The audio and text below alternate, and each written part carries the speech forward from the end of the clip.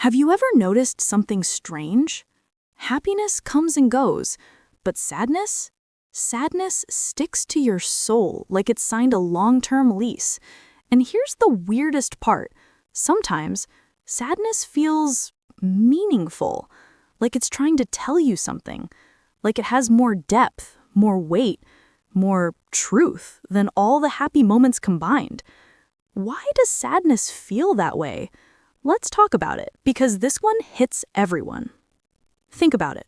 When you're happy, you don't overthink it. You just enjoy the moment.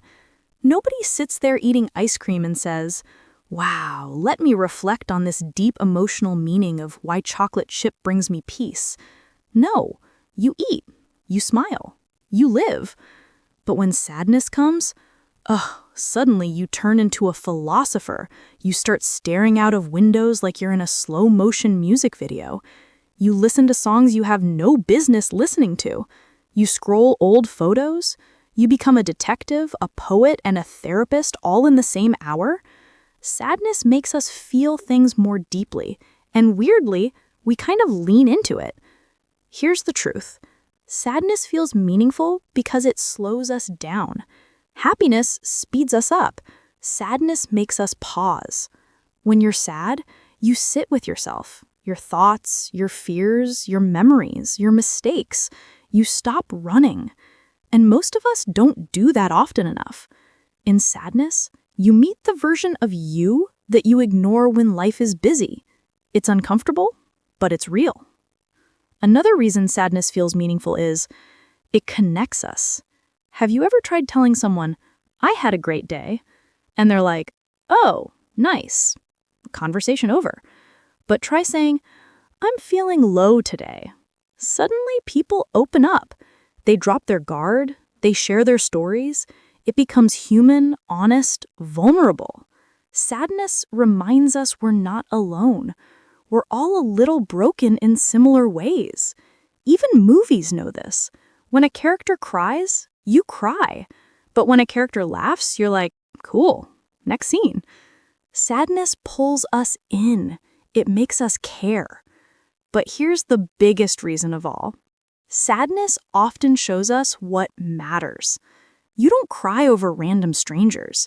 You cry over people you love, dreams you had, things you worked for, moments you wish you could relive, versions of yourself that you've lost, feelings that touched your heart so deeply they left fingerprints.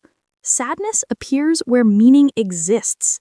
If something has no meaning, you don't get sad about it. You just move on. Your sadness is proof that something once mattered.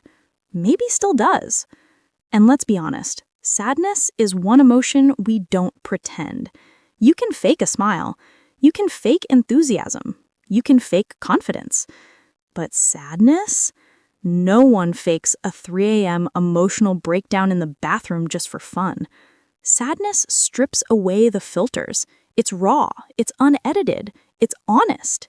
And honesty feels meaningful. But let's not forget the funny side of it too. You know how sadness shows up at the most random times? You'll be perfectly fine the whole day, and then suddenly your brain goes, "Hey, remember that embarrassing thing you did in 2015? And now you're sad for no reason." Or you hear a sad song and act like you're going through a breakup even if you're single and thriving. Sadness is dramatic. We all know it, but it still gets us. Here's something deeper though. Sadness grows us more than happiness. Think about your biggest lessons, your biggest turning points, your moments of transformation. Were they born from joy? Probably not. Sadness forces you to reflect, to question, to understand yourself, to rebuild, to choose differently. Happiness gives us joy. Sadness gives us depth. That's why it feels meaningful, because it shapes you. But here comes the twist. Sadness is meaningful, but it's not the truth of your entire life. It's just one chapter, one teacher, one moment of clarity in a long story with many colors. The goal isn't to avoid sadness or to drown in it. The goal is to understand it and let it guide you back to something healthier. Sadness isn't a sign of weakness.